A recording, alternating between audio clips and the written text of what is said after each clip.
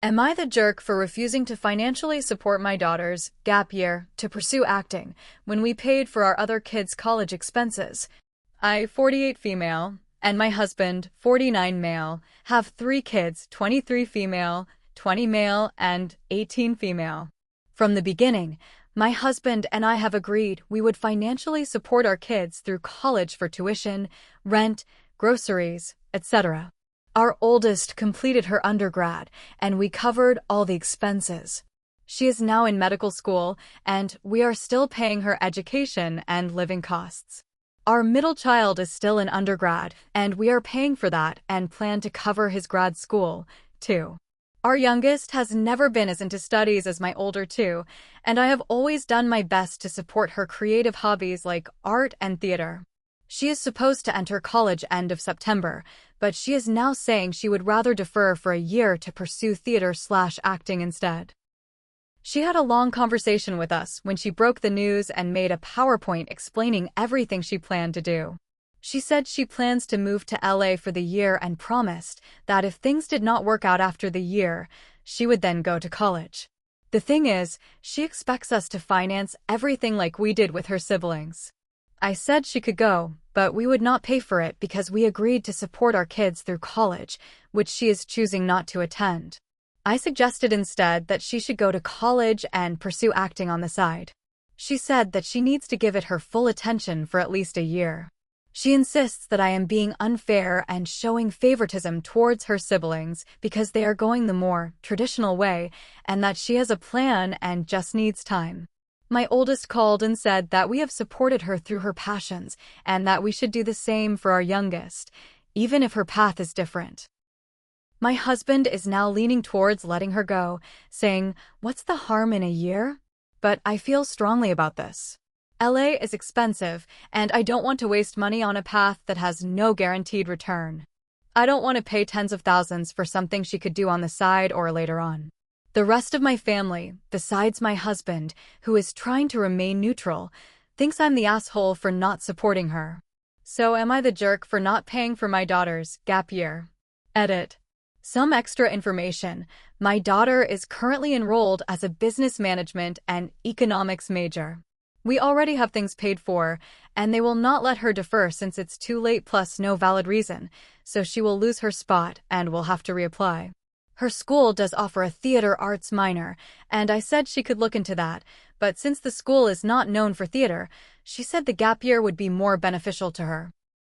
Also, it is too late for her to apply for any theater/acting schools, so if she goes down that route, she could only join next school year.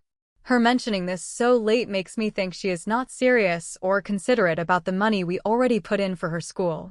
She has experience in theater. We have sent her to a summer theater program when she was in elementary school and then to a more structured theater class during high school. She has been in the school play throughout high school. Also, her theater class had a thing where the students acted in commercials for local businesses.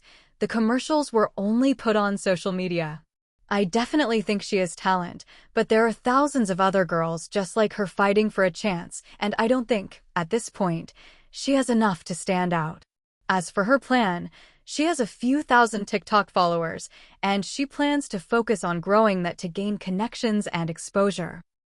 She showed us some local acting groups/studios that offer internships that she plans to apply for.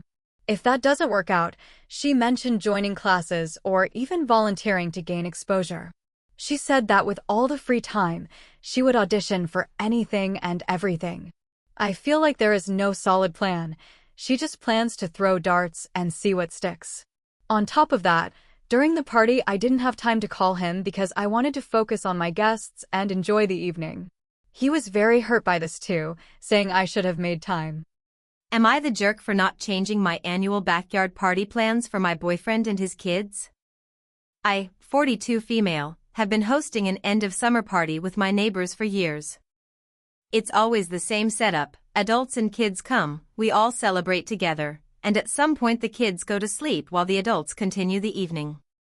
This year's plan was the same. I was going to bring my kids, 6 and 10-year-old, inside to sleep at our home, which is right next to the backyard. From the balcony there is both audio and visual access to the yard, and my kids also have a phone they can use to call me if needed. After putting them to bed, I plan to go back to the backyard for a little while longer to enjoy the evening with friends. I invited my boyfriend of 6 months, 46 male, and his kids, 5 and 7-year-old, to join us. He declined, saying he didn't feel comfortable leaving his kids to sleep at my place since they hadn't stayed there before. He also didn't like the idea of putting them to bed at my place while he stayed outside with me, or going to bed with them while I stayed outside. I told him I understood completely, and I didn't have a problem with him choosing not to come. But then he got upset and said that he and his kids weren't actually welcome at the party because of the way the party was set up. I explained that this party has been running for years with the same format, and it's not really something I can or want to change for one guest. My view is that guests can decide if the event works for them, and if not, they don't have to come. In his opinion, I should have left the party with him and our kids when it was bedtime. On top of that, during the party I didn't have time to call him because I wanted to focus on my guests and enjoy the evening. He was very hurt by this too, saying I should have made time. This all turned into a big argument. So, am I the jerk for not changing the setup of a tradition, and for not calling during the party, to accommodate my boyfriend and his kids? Am I the jerk for refusing to reimburse my friend for a chair that broke under me? I, F25, was at a friend's house for a game night this past weekend with a group of about 6. Everyone brought food and drinks and we were having a good time, when about halfway through the night I got up to use the bathroom. When I came back, I saw that one of the girls had moved from a chair to the side to my space on the couch. This didn't bug me as people shuffle around in groups, so whatever. The chair was an antique wooden chair that sat a bit lower to the ground with an added back/butt cushion.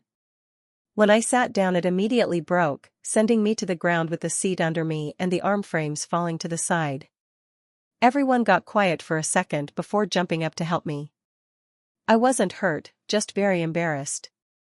For context, I'm a bigger girl, about 260 pounds at 5 foot 7 inches. My friend, F27, was very gracious and nice about it when it happened, accepting my apologies and telling me not to worry.